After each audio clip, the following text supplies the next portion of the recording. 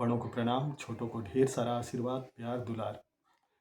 तो आज की कहानी है न्यूयॉर्क के विश्व प्रसिद्ध मेयर ला गार्डिया की। कहा जाता है कि बात तब की है जब ला गार्डिया को प्रधान न्यायाधीश का अतिरिक्त कार्यभार दिया गया था। होता एक दिन ऐसा है कि एक 12 साल के बालक को पुलिस पकड़ करके लाती है और उसके ऊपर इल्ज़ाम होता है रोटी की चोरी का। ला गार्डिया बालक से पहला प्रश्न जब करते हैं कि आखिरकार तुमने चोरी क्यों की, तो वो बालक उन्हें जवाब देता है कि परिवार में कोई भी साधन और नहीं है भरण पोषण के लिए। मजबूरी में ये था कि जीवन यापन करने के लिए, आज पेट भरने के लिए मुझे रोटी चुरानी पड़ी, क्योंकि आय का दूसरा कोई स्रोत नहीं था। बच्चे की बालक को बहुत ध्यान से ला गार्डिया सुनते हैं और उसके बाद उसके ऊपर $10 का जुर्माना करते हैं। न्यायालय में जितने लोग उपस्थित थे सारे बालक की तरफ देखते हैं, क्योंकि सारे जानते थे कि ये 12 साल का बच्चा कैसे $10 दे पाएगा, इसके पास तो पैसे ही नहीं हैं।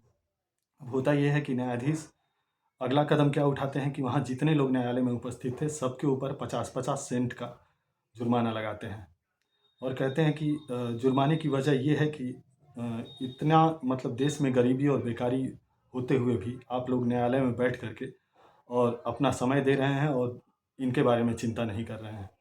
यहाँ की बजाय आप लोगों को वहाँ होना चाहिए जहाँ इतने अभाव में बच्चों को चोरियाँ करनी पड़ती हैं। तो इस वजह से सबके ऊपर 50 सेंट का जुर्माना लगा। राशि इकट्ठा की गई और जब कुल मिला करके देखा गया तो $8 इकट्ठा हुए थे। $2 गार्डन अपने तरफ से मिलाते हैं गार्डिया, और इतिहास गवाह है कि अपने फैसले में ला गार्डिया क्या लिखते हैं। तो अपने फैसले में वो लिखते हैं कि इस हद तक देश में गरीबी और बेकारी के लिए इस शहर के मेयर को भी दंड मिलना चाहिए। मतलब अपने फैसले में उन्होंने खुद को भी दंड दिया और उसके बाद उन्होंने जो कहा वो सुनने योग्य है। उन्होंने कहा कि हर इंसान, जब तक देश में एक एक बच्चा अभावग्रस्त की ज़िंदगी जी रहा है, तो दूसरा जो इंसान जो सुख और शानो शौकत से ज़िंदगी जी रहा है वो सभी दंड के पात्र हैं। इतिहास साक्षी है, सभी गवाह हैं कि ला गार्डिया अपने न्याय के लिए, अपने निष्पक्ष न्याय के लिए पूरे विश्व प्रसिद्ध हुए। तो ये कहानी हमें सीख देती है कि जब जब भी हम अपनी ज़िंदगी में आराम से खा रहे होते हैं, सो रहे होते हैं, तो हमें उनके बारे में भी सोचना चाहिए कि कोई कहीं आज भूखा भी सोया होगा। इस तरह से नहीं कि जैसे हम यूट्यूब पे वीडियो बना करके डाल देते हैं उनकी कुछ मदद करते हुए, उसको रिकॉर्डिंग कर करके। देखिए, सेवा उसी का नाम है कि सेवा को कोई ना जाने। एक दूसरी कहानी आपके सामने ज़रूर रखना चाहूँगा। ये कहानी तब की है जब हमारा देश गुलाम था, और ये कहानी है बंगाल के प्रेसिडेंसी कॉलेज की। प्रेसिडेंसी कॉलेज इतना नामी कॉलेज था कि उसमें केवल अंग्रेज़ बच्चों को ही एडमिशन दिया जाता था। उस टाइम पे कोई भी भारतीय इसके एंट्रेंस को पास नहीं कर सका। लास्टली होता ये है कि एक इतिहास बनता है जब एक भारतीय पास करके एंट्रेंस एग्जामिनेशन और उस कॉलेज में जाता है। उस कॉलेज में जो इंग्लिश के प्रोफेसर थे, वो अपनी आदत से मजबूर थे, बराबर भारतीयों की शिकायत और भारतीयों पे अपमानजनक टिप्पणी किया करते थे। अब आप सबको विदित ही है कि उस टाइम क्या सिचुएशन चल रहा था।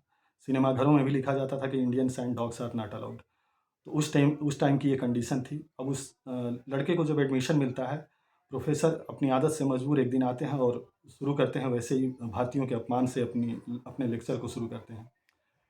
अब उस नवयुवक से रहा नहीं जाता है, वो अपनी जगह पे खड़ा होता है। गुस्सा इतना आता है कि वो जा करके प्रोफेसर के गाल पे एक ज़ोरदार तमाचा देता है, ये जानते हुए कि पहली बार ये इतिहास बना कि कोई इंडियन पास करके एग्ज़ाम उसमें एडमिशन लिया और उसके इस व्यवहार की वजह से उसको कॉलेज से निष्कासित किया जा सकता है। परिणाम भी वही हुआ, उस बालक को उस कॉलेज से निष्कासित कर दिया गया, लेकिन उसने कभी भी अन्याय के आगे अपना सिर नहीं झुकाया। जानना चाहते हैं कौन थे? ये महापुरुष थे नेताजी सुभाष चंद्र बोस, जो आगे चल के कितना बड़ा काम उन्होंने देश की आज़ादी के लिए किया। उम्मीद करता हूँ कि ये दोनों कहानियाँ आपको सीख देगी और पसंद आई होगी। आप सभी का तहे दिल से, दिल की गहराइयों से बहुत बहुत बहुत आभार।